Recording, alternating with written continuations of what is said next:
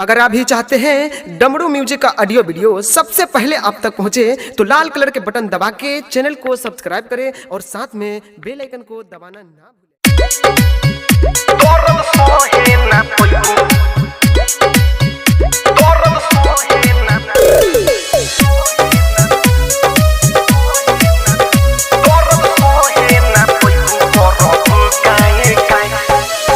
Music by Vikesh भोजपुरिया।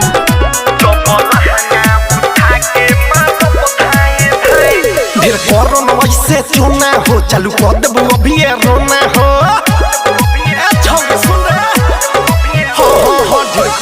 वैसे चुना हो चालू कर देबू अभी रोना हो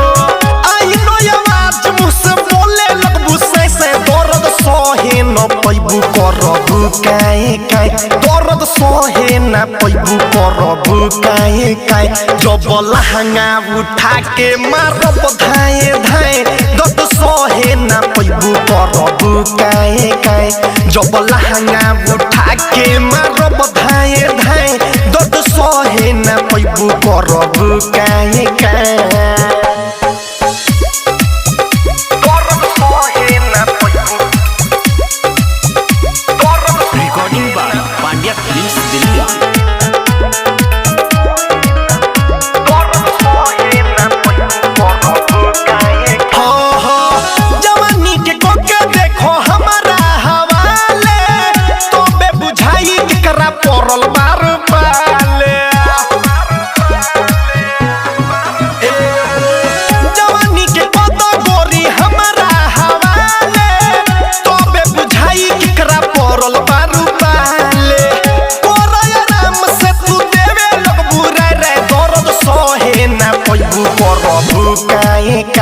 दर्द सहे न पैबू करबू काहे काहे जब लहंगा उठा के मारब धाए धाए दर्द सहे न पैबू करबू काहे काहे जब लहंगा उठा के मारब धाए धाए दर्द सहे न पैबू करबू काहे काहे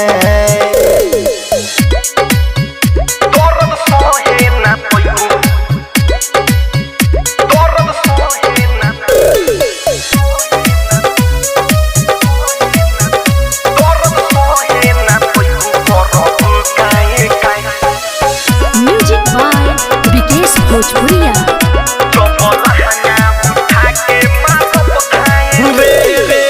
छोने भर में राख दम जवानी तोहर कोर के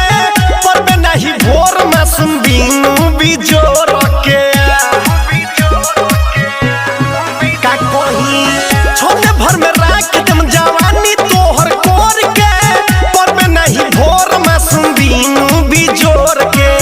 रतन रतनेश के तू करे लगबे दे दे दर्द सहे न पैबे करबे काहे काहे दर्द सहे न पैबे करबे काहे काहे जब लहंगा उठा के मारब धाए धाए दर्द सहे न पैबे करबे काहे काहे जब लहंगा उठा के मारब धाए धाए दर्द सहे न पैबे करबे काहे काहे ढेर गरम ऐसे चुना हो चालू कर देबू अभी रोना हो